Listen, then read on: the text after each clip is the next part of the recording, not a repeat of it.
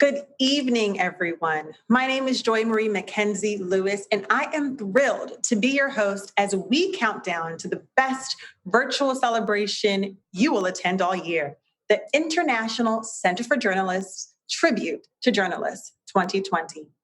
Over the next half hour, we'll get ready for the main event with a really fun lineup of activities.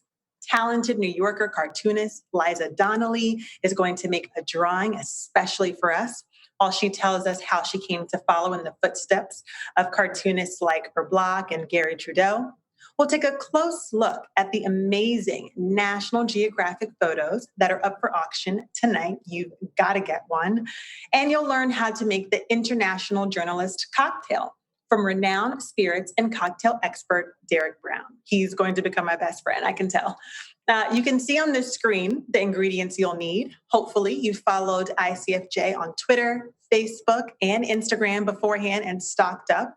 But let's watch as Derek tells us a little bit more about this drink. Hello and welcome to the ICFJ Tribute to Journalists 2020 pre-show. My name is Derek Brown and I'm the author of Spirit, Sugar, Water, Bitters, How the Cocktail Conquered the World. And I'm the owner of the Columbia Room in Washington, D.C., which is a cocktail bar, and that's where I'm at right now. And I had the pleasure of creating a cocktail for this event called the International Journalist. And this cocktail is based off an old cocktail called the Journalist from the Savoy Cocktail Book in the 1930s. And that cocktail is pretty much a dry gin martini that's a little bit bitter and a little bit sour. There's a splash of lemon juice in there, so a little bit of bitters. But my cocktail is a sour, and so it's a little bit more fresh and citrus forward. But it incorporates a lot of the same things. It's made with gin, dry curacao, fresh lemon juice, simple syrup, Angostura bitters, and orange bitters. And all those are shaken up to perfection, and it's a great drink to sip or drink a couple throughout the show. So I'm going to take you through the steps of how to make it. And I just need you right now to get all of the ingredients ready, get your shaker ready, make sure you have your fresh citrus, and we'll get started in just a minute. Welcome, and thank you for being here. All right, so get your ingredients together, and we'll get back to Derek a little bit later in the show. So let me tell you a little bit about myself. I'm the deputy editor of entertainment at Insider. I'm sure you've heard of our sister publication, Business Insider, but it's where I oversee celebrity and entertainment coverage in our New York, LA, and UK bureaus. Before that, I was a senior entertainment editor at Essence Magazine, and before that, I worked nearly a decade in network news.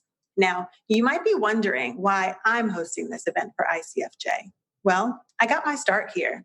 I began my career as an intern at ICFJ way back in 2006. Do not do the math, but thanks to becoming an assistant for ICFJ's president, Joyce Barnathan, and later a communications associate for this amazing nonprofit, I saw firsthand how ICFJ changed the lives of journalists and citizens around the world to ensure that people received accurate, unbiased information that governments often try to suppress. I remember working on a guide to teach journalists how to blog. After editing that guide, it inspired me to create my own blog, essentially launching my career in journalism. So thank you, ICFJ. I believe in ICFJ's mission because I've seen it, and you will too by the end of the show. After our time together ends, I'll turn it over to CNN's Wolf Blitzer, who has been the master of ceremonies for ICFJ's award shows for almost a decade. During the tribute, we are going to hear from 3 inspiring journalists who have won ICFJ's prestigious awards. Fareed Zakaria of CNN and The Washington Post, Lina Atala of Egypt, and Roman Anin of Russia. You probably know Fareed, but you may not know Lina and Roman. I guarantee you will be floored when you see how they are providing rare, independent, investigative reporting in 2 of the world's most repressive countries.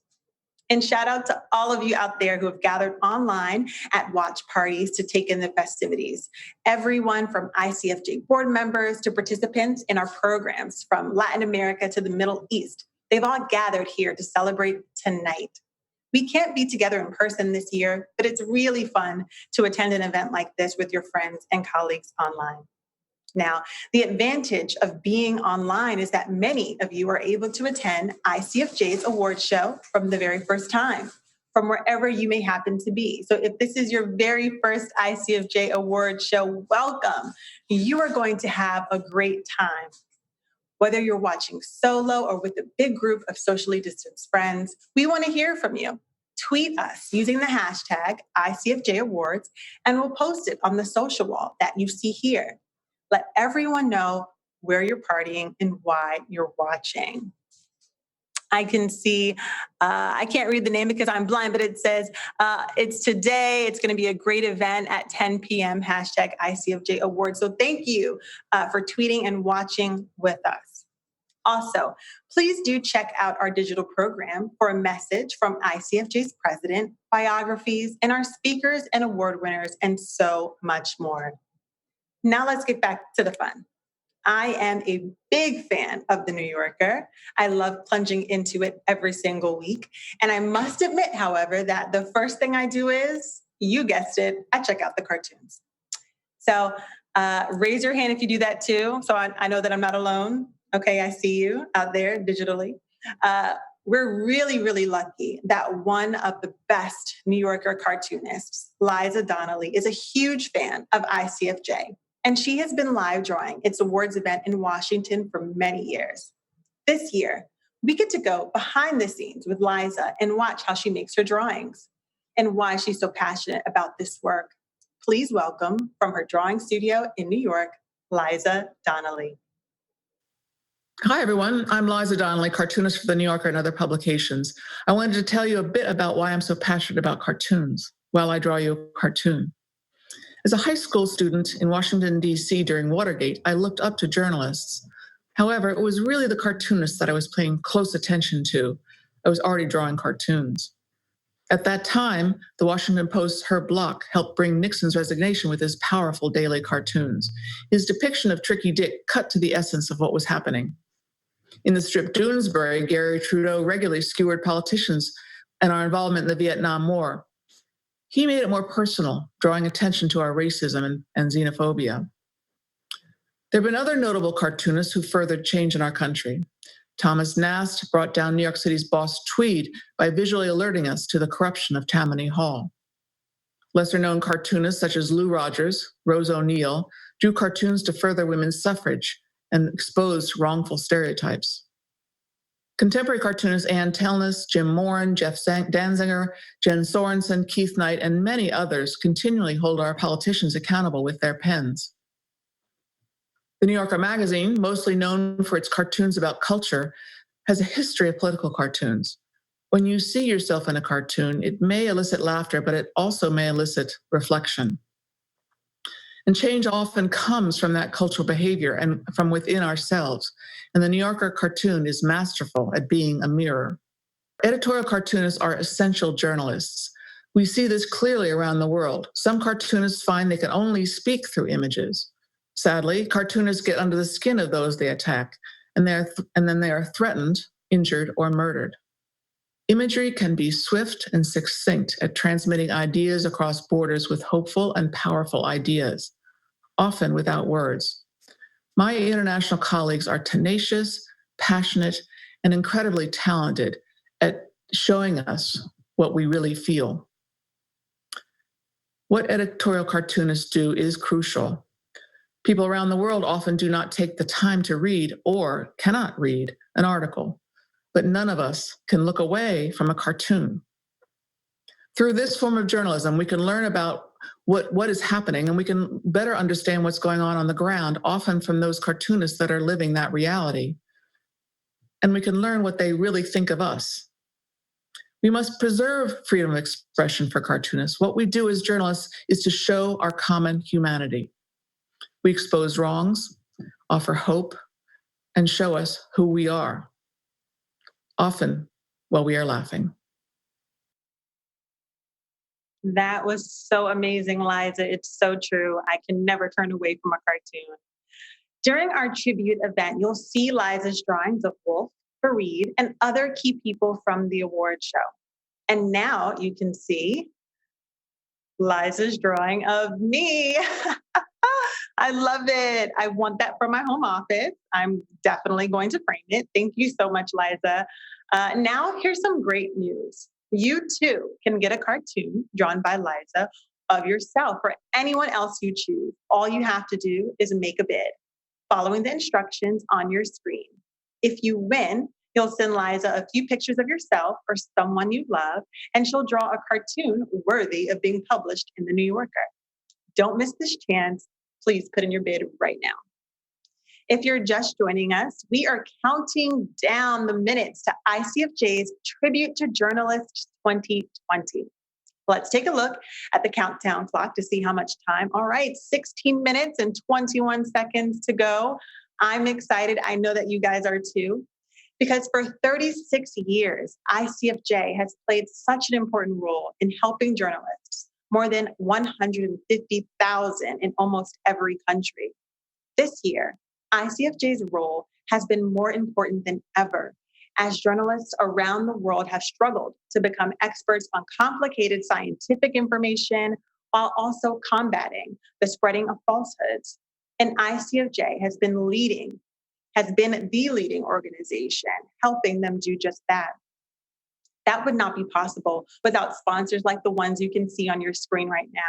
We want to thank one sponsor in particular, the Facebook Journalism Project, our partner for this event. Let's watch a brief video to see why Facebook believes in the power of quality journalism. Public service journalism is important because it puts the person first. And if our reporting doesn't reach an audience, that means that the truth does not get out. And so the faster we can get the truth out to the public, the faster we can get to healing our communities and making sure that you are able to live here forever and live a respectable life of your choosing.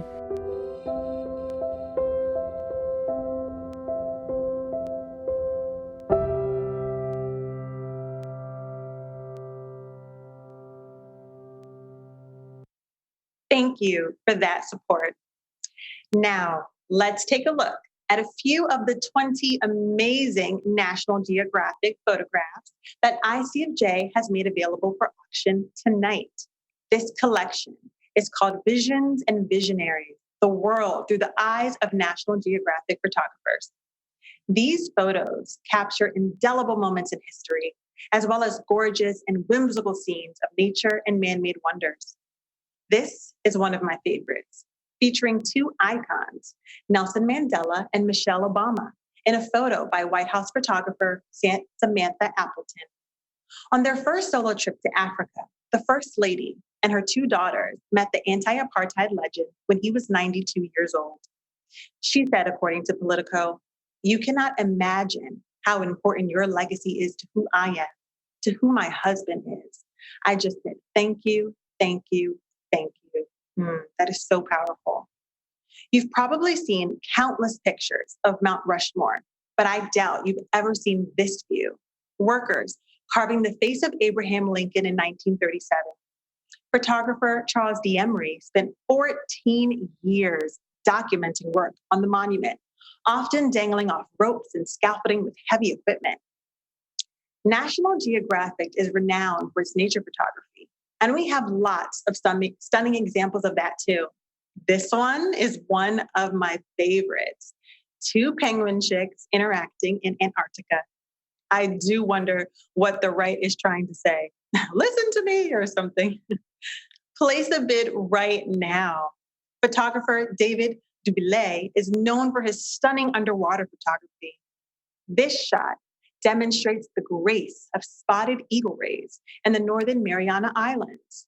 And in an entirely different part of the world, the Galapagos Islands, photographer Enrique Sala captured a sea lion chasing a school of fish from an incredible perspective.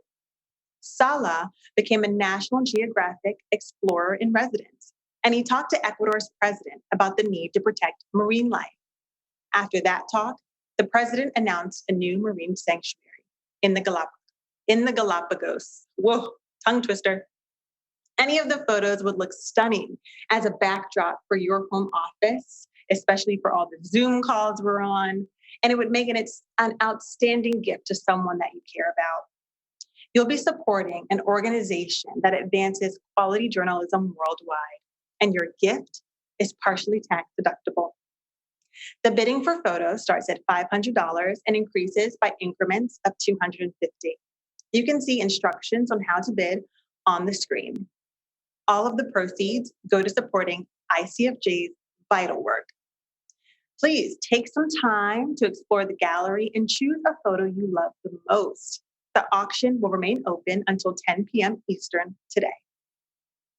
Now, let's take a look at our social wall and see what people are saying about the event. Don't forget, tweet us using the hashtag ICFJ Awards. Let's see. Oh, this is so awesome. It looks like someone says they're so delighted to be joining the Trace group who is participating in ICFJ's Zoom Awards. Hey, thank you so much for joining us. Thank you so much for tweeting us. And if you're just joining us, hi, welcome. How are you? You've gotten here just in time for my favorite part of the pre-show. We are going to make a drink with renowned spirits and cocktail expert Derek Brown. He has created a new libation called, what else? The International Journalist, just for our event. You can see that I've gathered my materials here, and don't worry if you haven't gotten everything, it's fine. You can just make one later, but let's watch Derek tell us how it's done. Welcome back to the ICFJ Tribute to Journalists pre-show.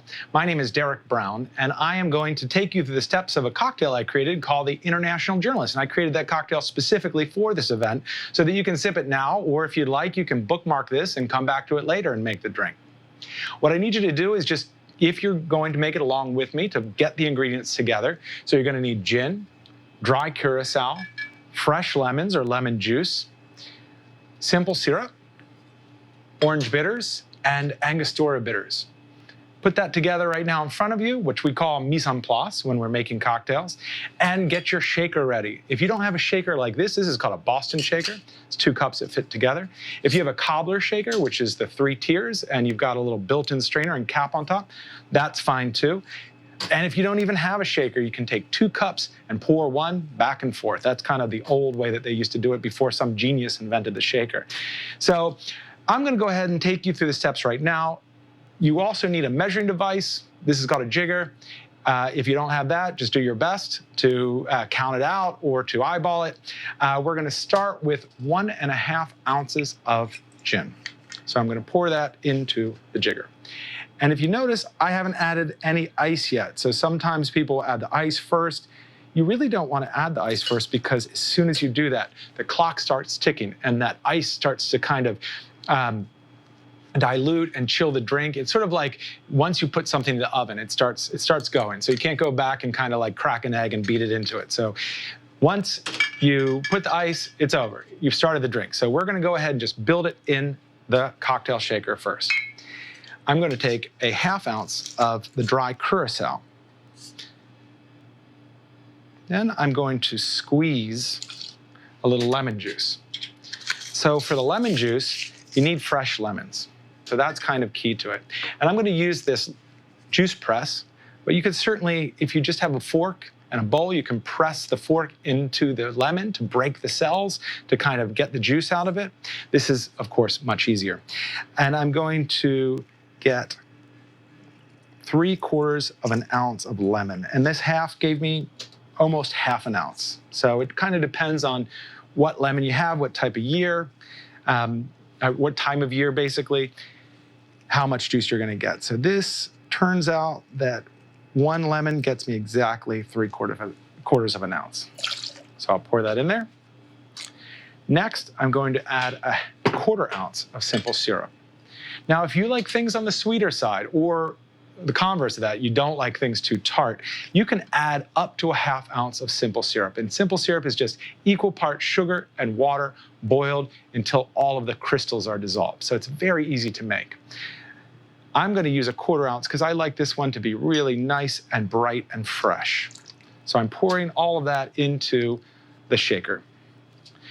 Then we're going to do a dash of orange bitters, and really a dash. Don't just dribble it in there. 1 dash right there.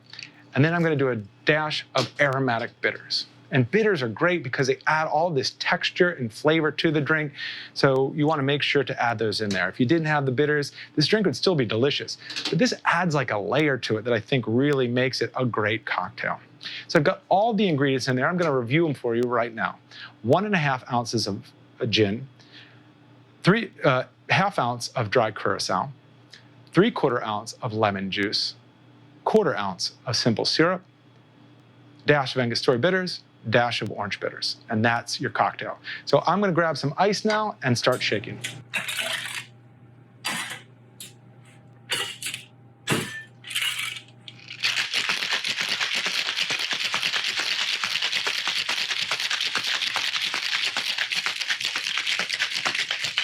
You really only have to shake for about 15 minutes. So don't feel like you have to overdo it there. Really, the most dilution that happens in the cocktail is when you add the ice. And then after that, it just kind of incrementally dilutes and chills it and adds a little texture as well. And so now I'm going to pour it into the glass. Looks really wonderful and fresh. And there we have it. That's the International Journalist Cocktail. So I hope you had the time to make it. If not, rewind, go back, try it again. Otherwise, enjoy. Cheers. Wow, that was fun. You can see that I have followed Derek's instructions and I am ready to give the International Journalist a try.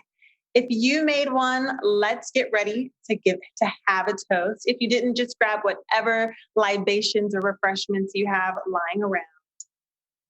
To ICFJ and its amazing network of thousands of journalists across the globe, we salute you. We thank you for your tireless work, many of you in very challenging circumstances.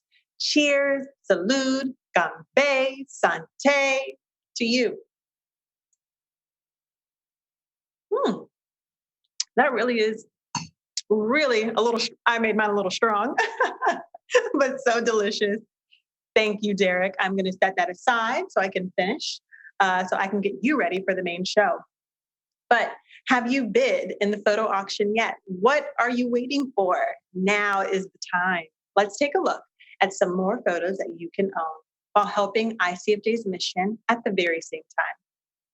This photo captures a critical leap in the struggle for civil rights in America, the Reverend Dr. Martin Luther King Jr. at the 1963 Freedom March on Washington. He's holding the I Have a Dream speech in his hand. That is so dope.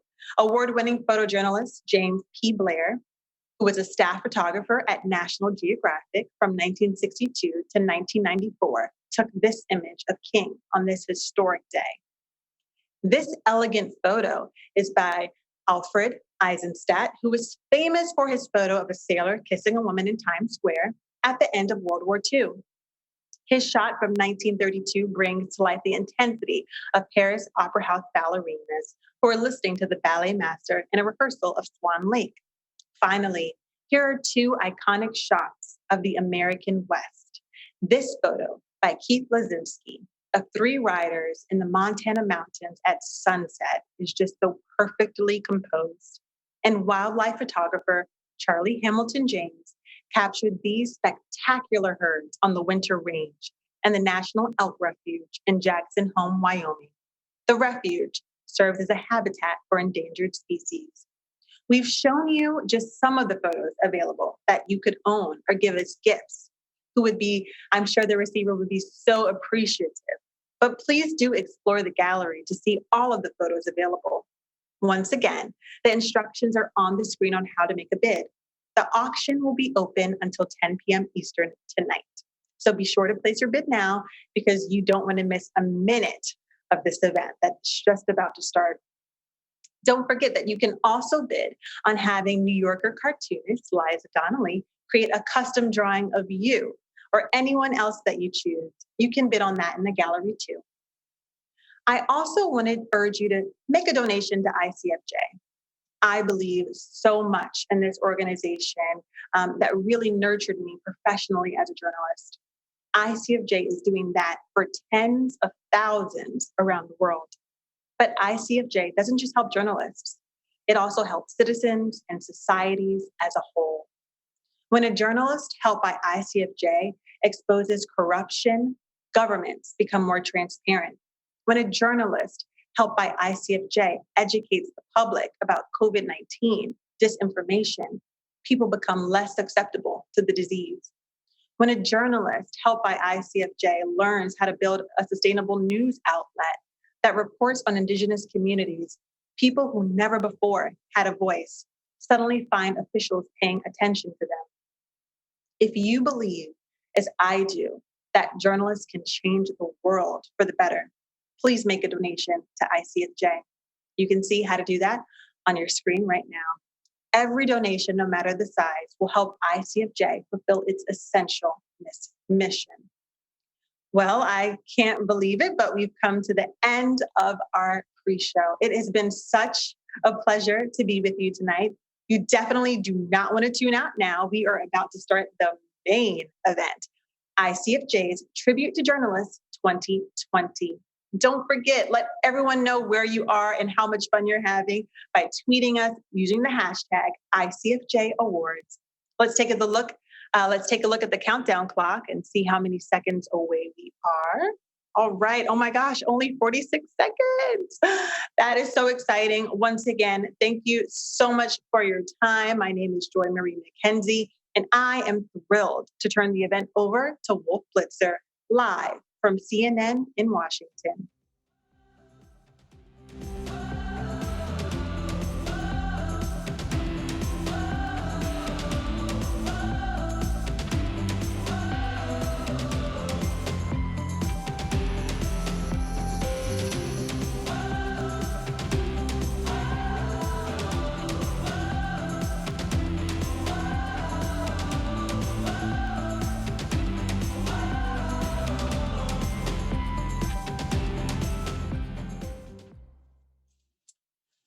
Hello to everyone who is with us tonight. This is very, very exciting. I want to welcome everyone to the International Center for Journalists Tribute to Journalists 2020, coming to you live from CNN, actually from my office here at the Washington Bureau of CNN.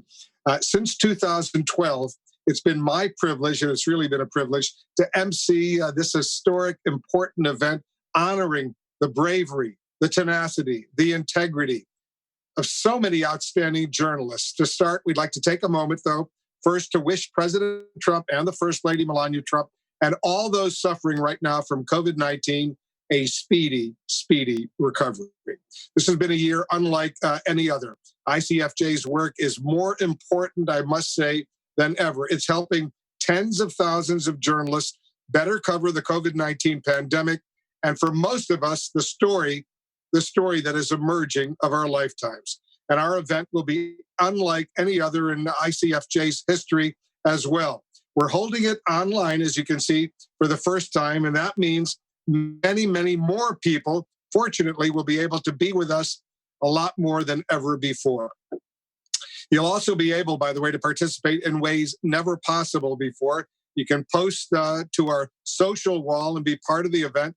Tell us where you are, why you're watching, share your photos and videos, send in questions for our award winners. Just use the hashtag ICFJ Awards, and we'll do the rest. We have quite a show ready for you, just ahead for all of us. We're going to honor 3 truly amazing journalists who will make you believe more than ever in the power of incisive reporting that holds leaders to account, even in brutally repressive countries. If you believe, as I do, in the vital work of ICFJ, I hope you'll make a donation during the show. This is very important. You can see instructions for how to do that on the screen just below. And we're also auctioning off, by the way, a very powerful collection of photos from National Geographic, like this delightful shot of Nelson Mandela and Michelle Obama. Simply text ICFJ to 76278. Let me repeat that. 76278 to see these photos and make a bid. We've made it easy so you can keep watching the show as you keep bidding on photos. I think you'll want to do that. You'll also see drawings throughout the evening by talented New Yorker cartoonist Liza Donnelly. Here's one of me, by the way. Take a look at this one. There I am. You can see, very handsome. You always make me look great, Liza. Tonight, you'll also be able to bid for an opportunity to get a cartoon from Liza of you or the person you choose. Stay tuned for more on that. I think you'll want to do that. For now, though, it's my pleasure, as I do every year, to introduce ICFJ's truly wonderful and talented and excellent president, Joyce Barnathon, to tell you why ICFJ's work has been so important over these many years, but especially right now. Thank you, Wolf. And thank you for being with us live once again this year. We all know how incredibly busy you are during this historic time, and we are very grateful that you are serving as our MC. Over 36 years, ICFJ has provided more than 150,000 journalists from 180 countries with valuable programs and resources, but we have never had a year like this one. As tragic as this pandemic has been, it would have been much worse if journalists had not fulfilled their vital role of providing audiences with accurate, life-saving news, and doing it while combating the spread of false information. Journalists truly are frontline heroes in this fight, and that's why we're calling our event A Tribute to Journalists 2020. ICFJ has been on the front lines too, the front lines of the effort to help journalists better cover the story of the century. Please watch this video narrated by Dr. Max Gomez, a friend of ICFJ, who is the medical reporter for WCBS TV in New York. Thank you, Joyce. You know, it is a pleasure to participate in this tribute to journalists. At CBS 2 in New York, I've been reporting virtually full-time on the coronavirus pandemic, although most of the stories I'm filing are from my improvised home studio. The COVID-19 pandemic, which has spread out of control and has claimed more than 750,000 lives, has created a challenging and dangerous new frontier for journalists. When the world knew very little about this rampant killer, the International Center for Journalists stepped up, leading the way for reporters around the world to produce high-quality stories. As soon as the scope of the pandemic became clear, ICFJ launched the Global Health Crisis Reporting Forum to bring desperately needed health expertise and knowledgeable sources to reporters around the world. ICFJ launched webinars, first in English. Only a level of immunity in the population will keep the spread down to a reasonable level. Then in Arabic, Portuguese, French, and Spanish. Nearly 8,000 journalists have participated. Thousands more are watching the webinars on YouTube. This is Darling Clinic on 107.3 Darling FM. You are welcome. Chidera Rose Kamil Anake hosts a radio show in Nigeria. Experts say we are already experiencing community transmission. Through the forum, Anake was able to talk to experts around the world to understand how other countries are combating COVID. It gave me a global perspective, and my listeners a global perspective of how other countries were handling the COVID-19 pandemic. In Cuba, where independent sources for news are rare, Elane Diaz and her team at Periodismo de Barrio relied on ICFJ's webinars to access specialized sources and ask questions. We were able to ask questions and receive answers in real time. That improved our coverage a lot.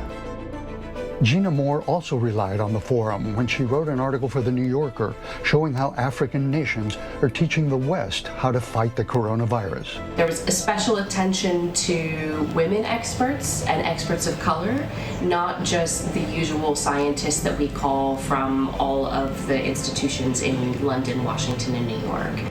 To fill the need for reliable information, ICFJ's International Journalists Network also produced more than 350 tip sheets and reporting guides in multiple languages.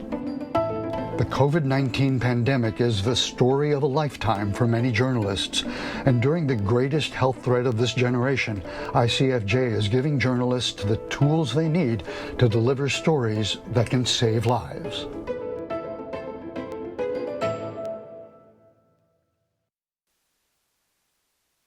And that's not all we're doing. In a major global study with Columbia University's Tao Center for Digital Journalism, we surveyed over 2,000 journalists in 7 languages about the impact of the pandemic on our profession. The findings will guide the leaders and supporters of our field to ensure that journalism thrives in the challenging environment that we face.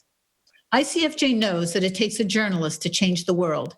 It takes a journalist to expose disinformation and steer people away from phony cures. It takes a journalist to investigate corrupt leaders who are taking advantage of the crisis.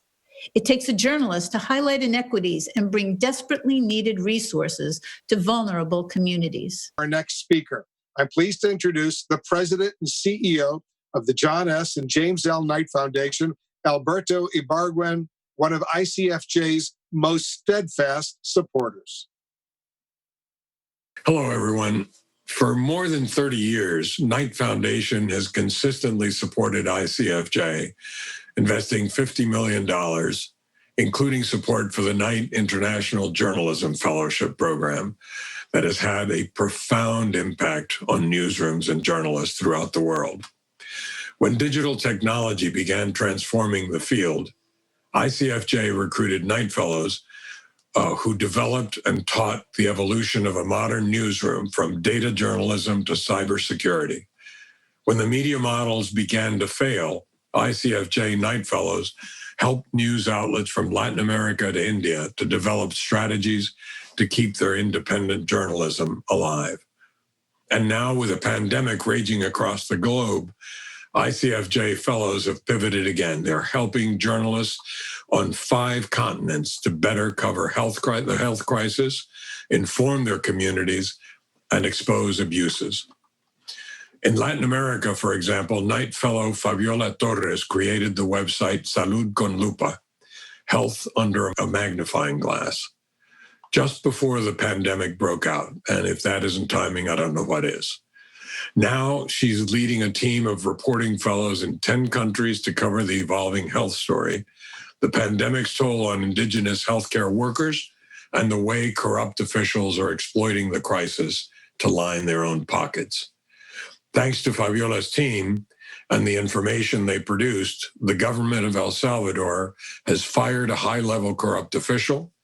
Colombia has revoked a state contract for a funeral business that was breaking environmental regulations. And the city of Buenos Aires has launched an investigation into a $2.4 million purchase of masks that were never delivered.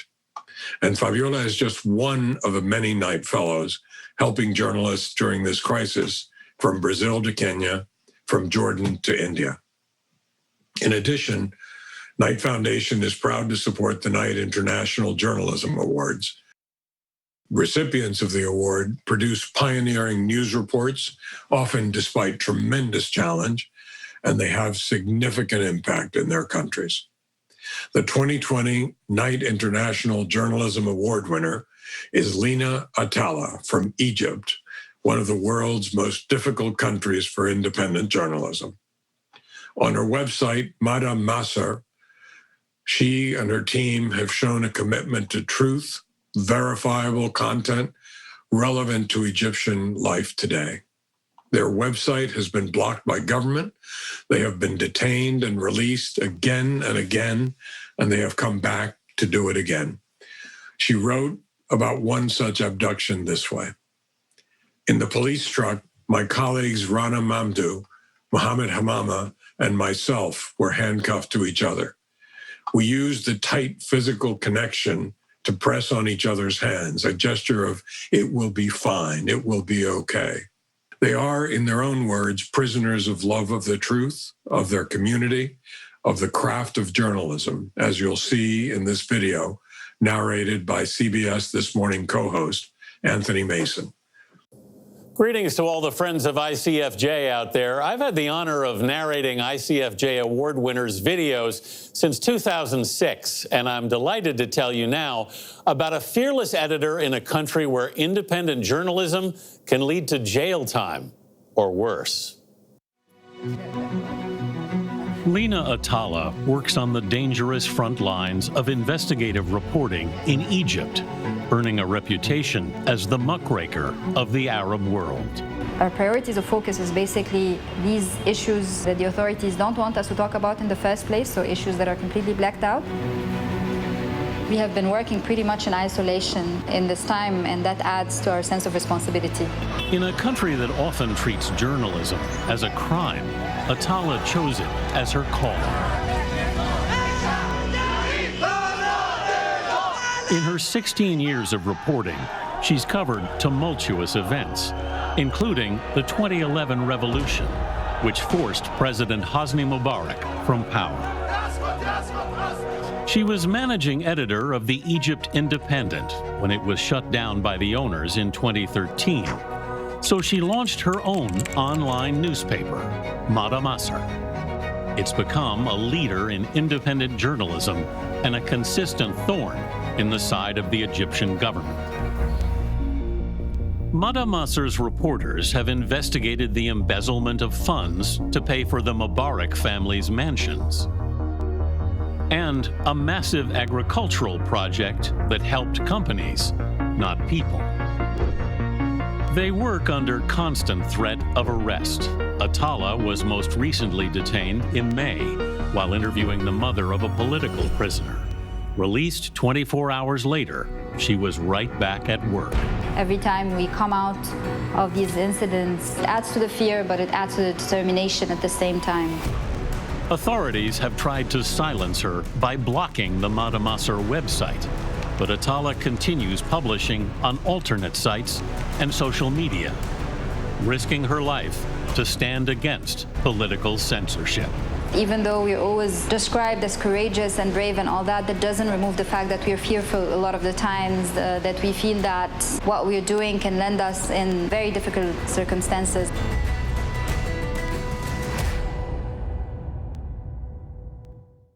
Please welcome Lina Atalla, the self-described prisoner of love, speaking to us from Cairo. I would like to express my gratitude and that of my teams to the International Center for Journalists and for the dedicated team and the tireless work that got us here tonight. So thank you very much. It's the early 2000s and my university campus is filled with feisty students protesting. Today there's the anti-globalization protest. Tomorrow we protest in solidarity with the Palestinian Intifada. The day after, we protest against the war on Iraq. I am here witnessing and producing my first pieces of journalism. It's 2005 and I see yellow balloons flying out of a protest at the Journalist Syndicate in downtown Cairo with the words "Down with Mubarak" written on them. The moment was magical, and the magic was recreated when we printed the story in the daily newspaper I worked for back then. It was like carving out a new reality in the making.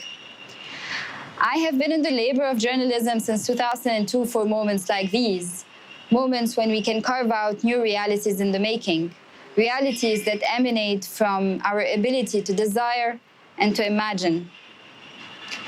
Today, our ability to desire and to imagine is being systematically fought and challenged. All around us, activists, journalists, artists, professors, and politicians are being kept in jail in an increasingly politically stifled environment. However, we still find a reason to bear witness in these dark times. And as Brecht has told us, in the dark times, there will be singing about the dark times. Perhaps in the singing about the dark times, we can find ruptures, openings, ways to walk, ways out. Perhaps in the singing about the dark times, we can hold space for those awaiting for liberation, from exile, from imprisonment, for new generations to come. We created Mada Masr a few years back with a pressing need to witness a dark moment. And while not being sure of its ability to survive, Mada today has become a space of possibility in a moment of impossibility, thanks to the tireless and brave labor of its evolving and changing team. Today, we are grateful for this recognition. It gives us energy and reassures us that we are being witnessed that we live in a broader global community that is still committed to the power of journalism, especially in the dark times.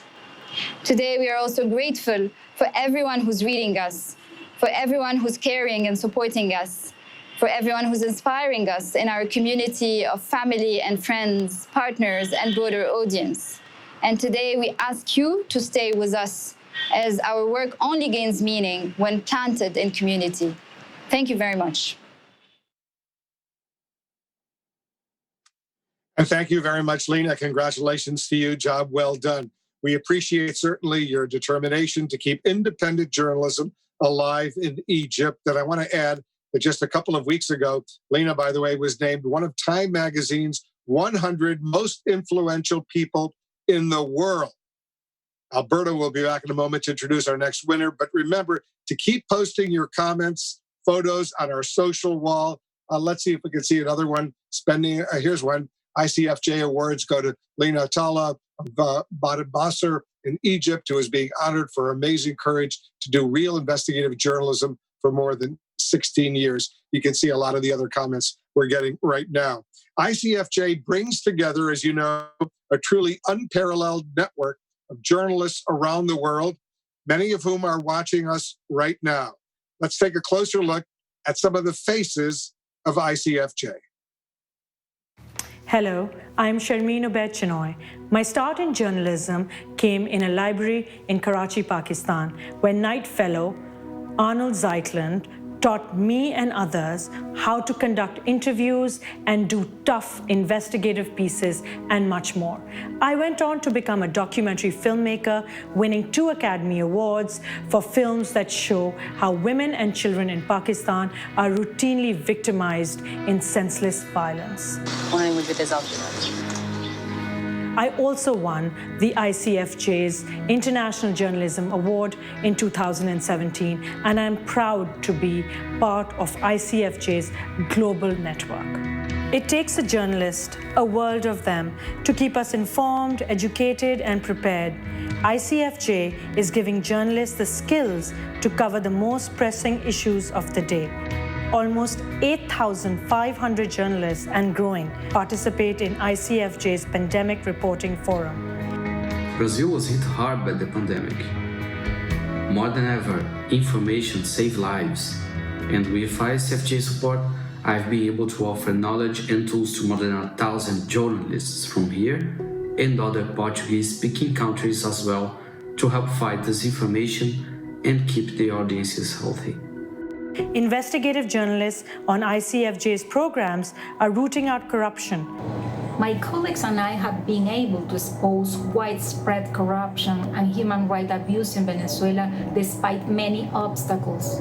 We do that working in a cross-border investigative network supported by ICFJ. Digital media pioneers are creating data tools and spreading innovation. I am mentoring women journalists across Africa in using data to improve their storytelling. This ICFJ data program has brought me full circle. Years ago, in my newsroom in Uganda, an ICFJ Knight Fellow mentored me, inspiring me to become a mentor myself. Visionary entrepreneurs are bringing coverage to underserved communities that previously had no voice. My name is Devansh Mehta and I work with CGNet Swara, which ICFJ helped launch. We use technologies like Bluetooth, interactive voice response, and now WhatsApp to bring news to and create citizen journalists amongst the poorest of the poor in Central India. And hundreds of thousands of journalists now access resources and online training in 8 languages through the International Journalist Network. Hello, my name is Sheikha Dosri. I founded a platform for women in Saudi Arabia to share their stories and news.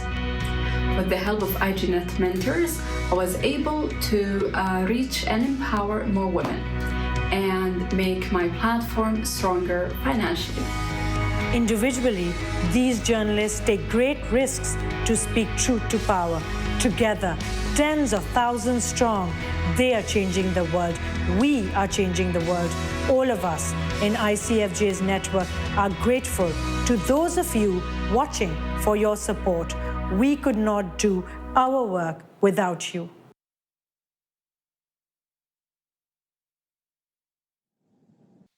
Thanks, Anne. This year, Knight Foundation and ICFJ are proud to present a new Trailblazer Award to a journalist whose work not only models the courageous search for the full, accurate, contextual search for truth we so admire, but is also intent on establishing an institution that will last and evolve to serve his changing community. I'm very happy to present this award to Roman Anin of Russia. I'm also very proud to present this award to Roman, since this will make the third connection between our foundation and this remarkable man and journalist. He was a 2013 recipient of the ICFJ International Knight Award and a 2018 John S. Knight Fellow at Stanford University. As he tells this story, when he and his colleagues were studying the news deserts in the United States and the danger they represented to a decision-making citizenry, he noted the same needs and problems in his native Russia. After his immersion in Silicon Valley's entrepreneurial atmosphere, he decided to start Important Stories, or iStories for short. iStories is an investigative news operation. It uses new technology tools and data-driven techniques to investigate corruption and abuse of power in Russia, nationally, and at the local level. Anin will swim against the tide because he has courage and he is tenacious. As much of an individualist as he is, he's also a realist, and he sees things as they are. In light of the odds against independent media in his country, he is working to unite independent news organizations for group protection and self-preservation. We admire him and we respect his work. Let's watch this video about the Knight ICFJ Trailblazer, Roman Anin.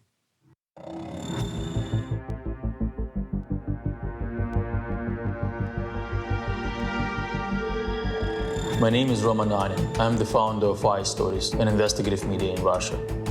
This year, we investigated the country's garbage reform program, which charges every citizen for garbage disposal.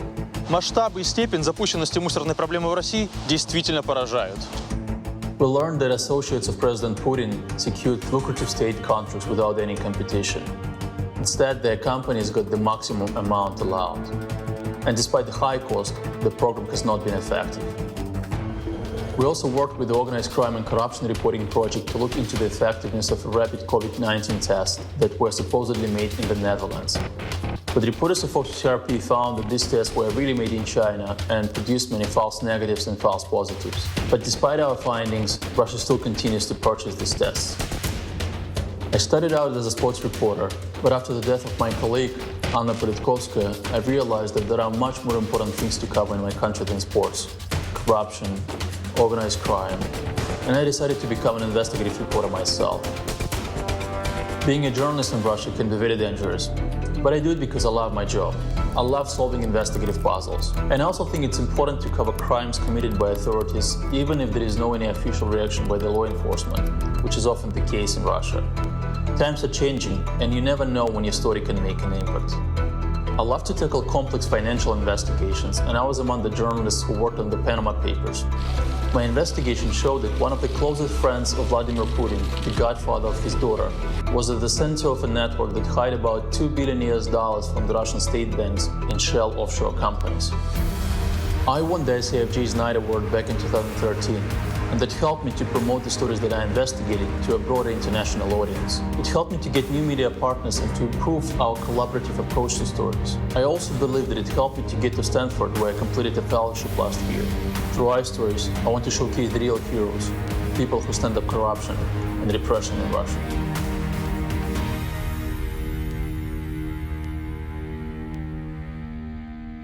Please welcome Roman Anin, speaking to us from Moscow. I received my first ICFJ Knight Award back in 2013, 7 years ago. Sometimes, when I look back at these times, I have the feeling that it happened in a different century, on a different planet, and with a different person. So many things have changed. Who would believe that the whole world would be locked down and hundreds of thousands of people will be dying from a virus?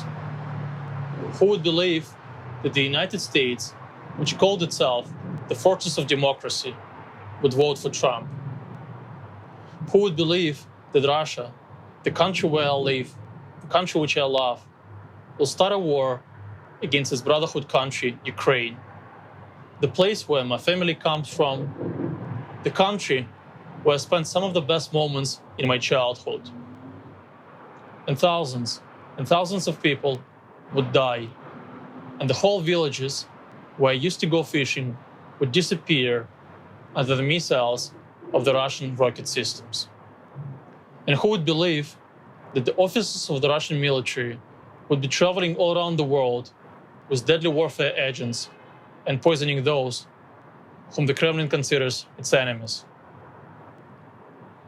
If you work as an investigative reporter in Russia, you have to be skeptical and you have to be cynical in order to protect your own sanity.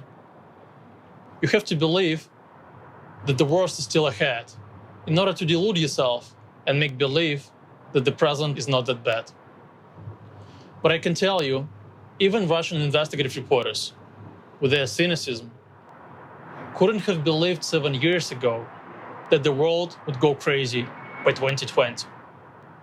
And in order to keep up with the planet, we, Russian investigative reporters, decided to go crazy as well. We decided to launch a media outlet in the middle of the pandemic in one of the most hostile countries for journalists in the world. Today, I'm receiving the ICFJ Night Trailblazer Award, not as a reporter, but as a founder of iStories, an independent investigative media platform. iStories stands for Important Stories. For us, important stories are those that matter to the people and those that we can prove. We launched only half a year ago, but I'm very proud of my amazing colleagues who are already getting the most prestigious journalism awards in Russia for their stories. I'm very proud that we promote the idea of collaborative journalism in Russia. And iStories have already published dozens of joint investigations with regional and central media.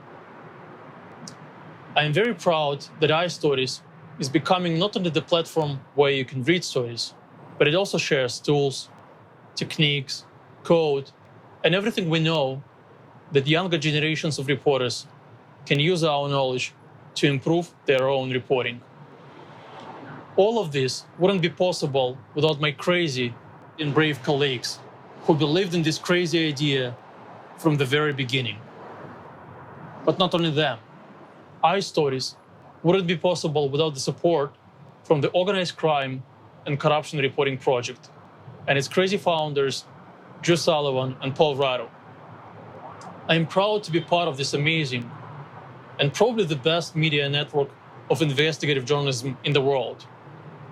Drew and Paul taught me the ideas of collaborative journalism, the one that we at iStories try today to promote in Russia. iStories wouldn't be possible without the support of these crazy people from the ICFJ and the Knight Foundation. These people have dedicated their lives in trying to help the truth sellers working in the most dangerous places in the world. Their support doesn't let independent journalism die. And in general, I am really happy to be surrounded by so many crazy and brave people from different continents. Because I believe that when the world goes crazy, only such crazy people, those who believe in the power of the truth and in the right of people to know it, can save it from a complete collapse. Thank you for the recognition. It's a great honor. Very, very nice. And congratulations to Roman and Lena. We are so very much inspired by your work in countries where audiences are so often starved for the hard-hitting, independent reporting and journalism that you provide. We thank you so much. Thank you so much for backing ICFJ. Now I have the true honor of introducing my friend and my colleague, my good friend Nima Elbagir, Senior International Correspondent for CNN. Nima deservedly won ICFJ's 2018 Excellence in Journalism in International Reporting Award for her work bringing to light stories from human slavery in Libya to peacemaking efforts in the Central African Republic. Nima's about to tell us about a former CNN colleague who right now, sadly, faces grave danger. Hi there, I'm Ni'ma Al-Baghir, a senior international correspondent with CNN, and it is my pleasure today to have the opportunity to tell you a little bit about an extraordinary woman and an inspiring journalist, my former colleague at CNN, Maria Ressa. In addition to the incredible work Maria Ressa is doing, she and I also have a little bit in common. I have the privilege of sharing with her the distinction of receiving an award from the International Center for Journalists. Maria Ressa, the founder and CEO of the digital news site Rappler, is fighting for her freedom, and ICFJ is standing with her. ICFJ is helping to lead the Hold the Line Coalition, a group of more than 80 international organizations which are supporting Ressa and independent journalism in the Philippines. Where are the facts? Rappler exposed the brutal policies of Philippine President Rodrigo Duterte, including the killings of thousands of drug suspects. Nakita ko po nandun na ako nakamulagdana. Yung nakita yung anak ko, butas po yung mukha niya. And the use of troll armies to spread disinformation on social media. Rappler's outstanding work has made Ressa a target. She is now battling 8 legal cases designed to silence her and her news organization. If she's convicted on all charges, she could face a lifetime in prison. If we can't hold power to account, we can't do anything. Human rights attorney Amal Clooney is working to secure Ressa's freedom. She is holding up the ceiling for her reporters, for all journalists in the Philippines, and anyone else who dares to speak the truth.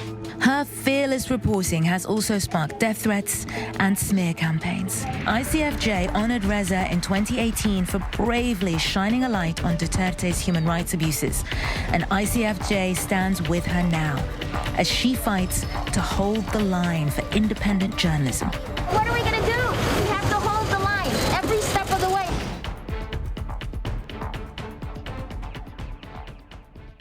I'm coming up on my 35th year of being a journalist, and I have never lived through such a time when it is so dangerous to be a journalist.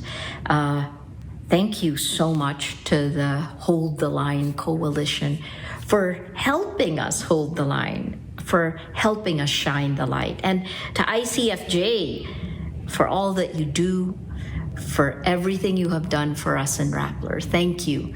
The only defense of a journalist under attack is to keep doing what we do, telling stories. Thank you for all your help.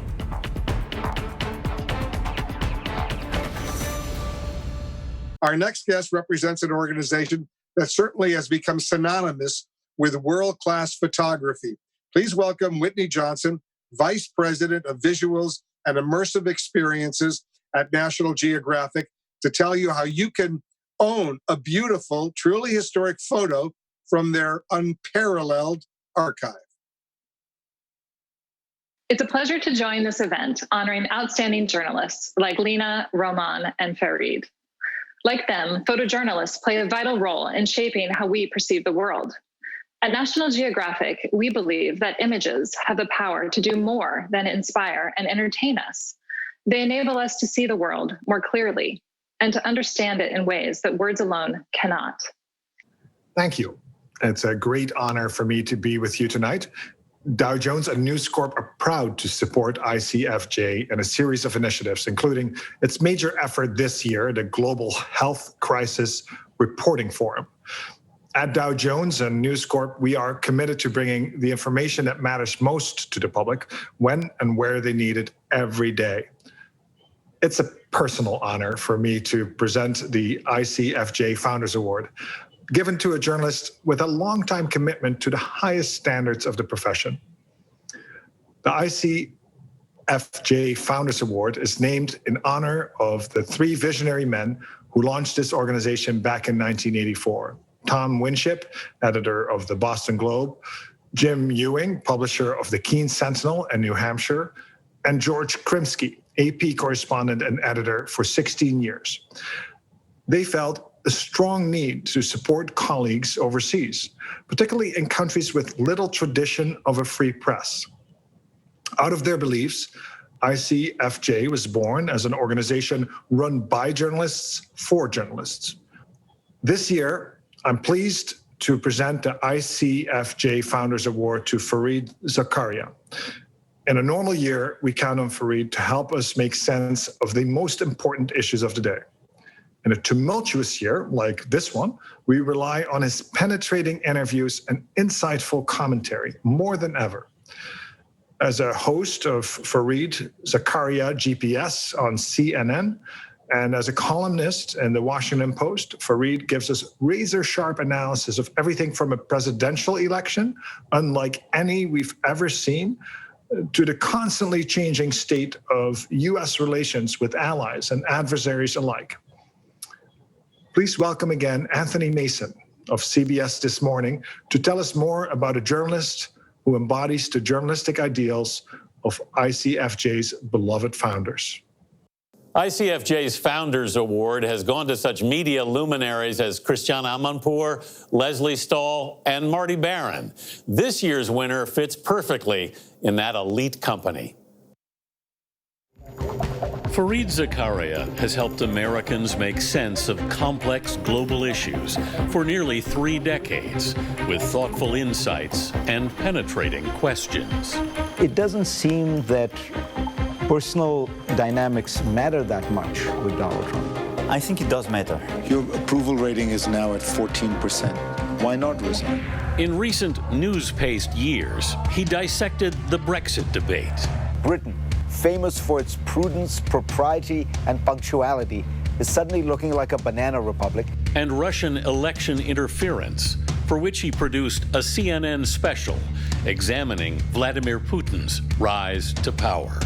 Vladimir Putin understands us very well. The question is, does Donald Trump really understand him? Since the arrival of the coronavirus, Zakaria has turned his lens on mistakes and missteps in handling the pandemic. You talk about testing, everybody talks about it, and it seems bizarre, just from the outside, that it would be so hard. He has hosted CNN's Fareed Zakaria GPS for 12 years. He's a columnist for the Washington Post, a best-selling author, and a popular guest on the late-night circuit. You have been on, including this, 20 times now? 20, the big 20. Yep, 20 times you have been on. Is that more times than I've been on the radio show? Born in India, his mother was editor of the Sunday Times of India. His father, a politician and religious scholar. He graduated from Yale and went on to earn a PhD in political science at Harvard before building a career that's included high-profile positions at Foreign Affairs, Newsweek International, Time Magazine, and ABC News. The fewer allies you have, to put it very bluntly, the more Americans will get killed in this process. As one of the country's most influential foreign policy experts, Zakaria's thoughtful analysis of global events carries clout.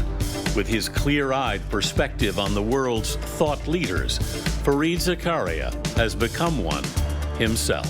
I think a new litmus test should apply to all public policy. Does it bring us together, or does it pull us apart?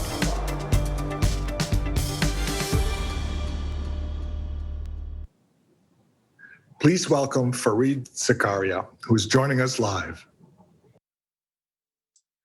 Thank you so much. Gosh, this is a huge honor.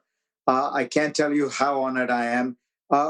It's been amazing to just watch this cavalcade of fascinating people, the photographs, the photojournalists, the incredibly brave people.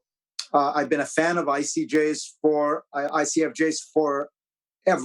Joyce Barnathan is a friend. I knew her when she was a great journalist. Before she took over ICFJ, she's married to one of my former colleagues from Newsweek.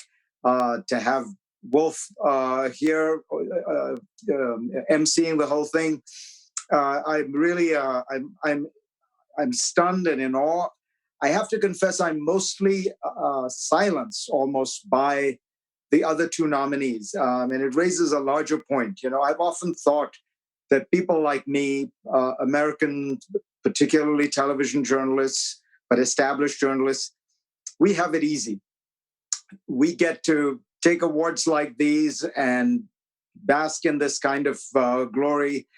But you know, we don't really risk our lives the way that that Roman and Alina, I mean, and so many others. There were the people all over the world, and I grew up in India seeing some of that, the risks people were taking. And I've often felt almost embarrassed to be a journalist in the United States and watch these people risk their lives for the same values we hold. W.H. Auden once said that when he would talk to scientists, he would feel like a shabby English cleric who had just entered a room full of earls and dukes. And that's a little bit the way I feel when I listen to the stories of these extraordinary investigative journalists who are risking their lives every day. I really do feel like I have it easy. But now, all of a sudden, I feel as though we are all in it together in a way that has been sad, dangerous, but incredibly important. You know, in 1997, I wrote an essay in Foreign Affairs. It's called The Rise of Illiberal Democracy. And what I noticed was it seemed like democracy was winning everywhere. The Cold War was over. America was bestride the world like a colossus. And yet when I go to countries, when I was reporting on this extraordinary democratic wave, what I noticed was in a lot of these places, the people who were getting elected were fairly freely elected. They were popular, but then they would systematically undermine democracy. And one of the key tools they used was to undermine the freedom of press. They would muzzle it, they would intimidate it, they would jail journalists, they would defund them. And that process was at the heart, the kernel of why I wrote that essay, The Rise of Illiberal Democracy. The strange combination of democratically elected, often popular with some large segment of the population, authoritarians who then throttle democracy using the guise, using the rules, using the mechanisms of democracy itself. And I thought I was describing the Balkans, and I was describing Turkey, and I was describing India at times, and I was describing Pakistan. And what I have been stunned to watch over the last 20 years is the way in which that phenomenon has not only grown and settled down into a kind of comfortable mixture of populism and illiberalism and authoritarianism in many of those parts of the world. But it has also come back to the West. If you look at the rise of populism in the West, the most troubling feature of it has been the way in which often popular leaders then turn on the very liberal democracy that has nurtured them and nurtured these societies. Obviously, it is happening in the United States, where we have a president who routinely calls the free press the enemy of the people. But it is happening in country after country. And all of a sudden, I feel as though we have something to contribute. We have something to contribute to this struggle to make sure that we keep democracy alive, we keep the values that we all believe in alive. And all of a sudden, they seem imperiled everywhere. As I say, it's a dangerous time. It's not a cause for celebration of any kind, but it is incredibly urgent that we recognize that these values are under siege, that they are being threatened everywhere. And if they collapse, if we collapse in our efforts to defend them in the United States, in a country where journalism, journalists, and the press are constitutionally protected, it's the only industry that is protected in the American Constitution itself. If it starts to flail here, what will it look like everywhere else in the world? And what we have to ask ourselves is, how do we combat this new form of authoritarianism which wraps itself in the guise of popularity and populism, wraps itself as the tribune of the people, and tries to set people against people by playing a kind of class warfare or a political warfare, all of which, however, has one effect, which is to diminish the quality of democracy, to diminish the role of the free press, and to strike at the heart of truth itself. So I feel as though we are now joined in this struggle. Again, it is the foreign journalists, the people who are out there in the Arab world and in Russia and in parts of South Asia who are struggling, who are risking their lives. We still have it easier, but we are at least joined in a common struggle. It is so important that you help with your donations, with whatever you can. It is so important that all of us keep the faith and keep talking about these issues and writing about them and voting about them, because ultimately that is the only defense we have. My greatest sadness in writing that essay 25 years ago was to realize that, I had imagined that liberal democracy was all about institutions. If you have good courts and a good constitution and a separation of powers, all that was going to protect the great liberal democracies of the world. All those things would build the new liberal democracies of the world. Well, it turns out at the end of the day, institutions are only as strong as the people in them. And more than anything else, you need people who are committed to democratic values like the freedom of the press. And if you don't have those people being eternally vigilant, you can have the fanciest buildings in the world and the nicest constitution on paper, and it doesn't seem to matter because those institutions get eroded, those constitutions get corrupted, and all of a sudden you find yourself in a very scary and different world than you had imagined. So thank you to the ICFJ for giving me this award. But I hope that in giving me this award and giving the award to other people, the most important thing we are doing is highlighting the incredibly important work that it is doing, that journalists around the world are doing, and how important that struggle has become. It truly is a life and death struggle.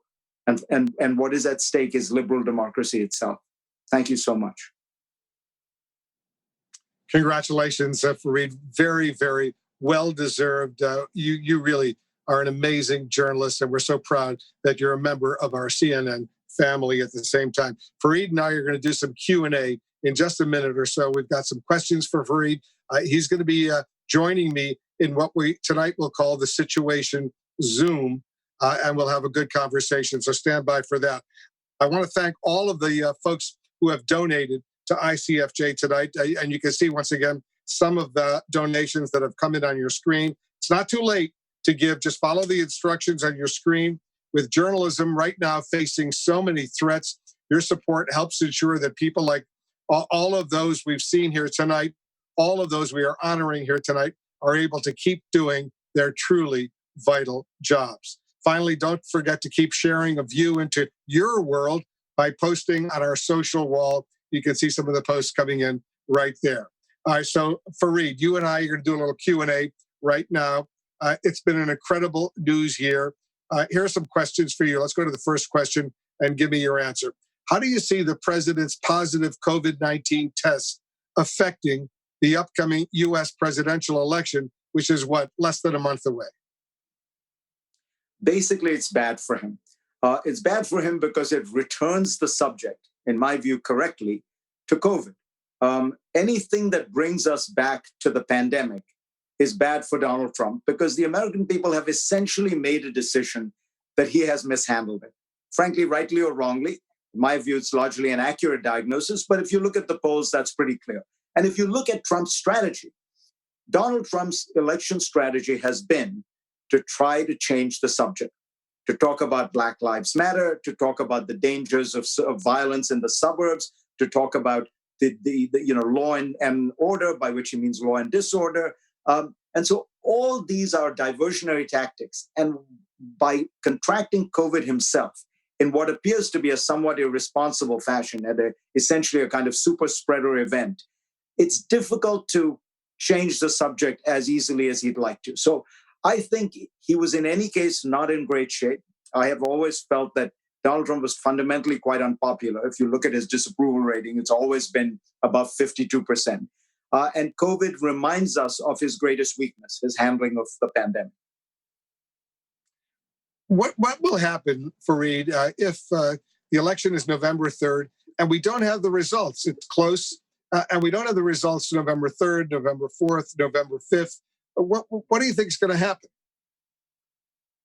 So I laid out in a couple of shows some scary scenarios because I am very worried about this, Wolf. Honestly, the American Constitution does not have the most perfect mechanism for handling all this. Part of it is, the elections were not always directly democratic, so the states have a lot of latitude in terms of choosing electors and things like that. But let me begin by saying, if the polls are right, and I know we all know the caveats, but one has to point out, the 2016 national poll was correct. It had Hillary leading by about 3.5 points. She won by about 3 points. Biden is up by 8 points.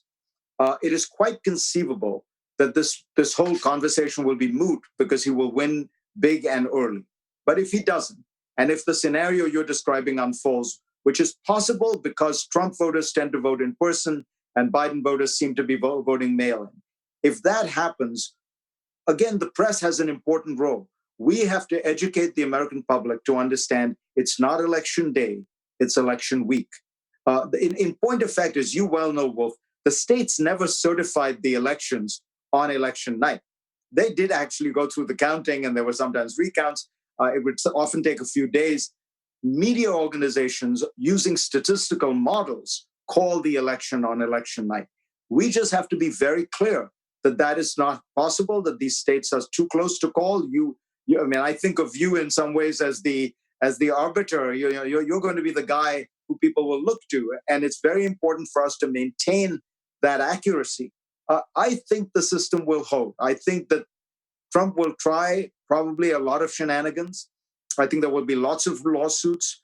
But at the end of the day, I do believe that we will be able to get a fairly clean outcome. If we don't, I believe it will go to the Supreme Court and it will get resolved. I'm an optimist. You can't be an immigrant without being an optimist. And so at the end of the day, while I worry a lot and I have a lot, and I've laid out these issues precisely to get people, vigilant, I think we'll get through it. Yeah, I'm with you. I'm an optimist too. The good news, there's a lot of good news, but one really excellent piece of good news for you. You have a book coming out tomorrow entitled 10 Lessons for a Post-Pandemic World.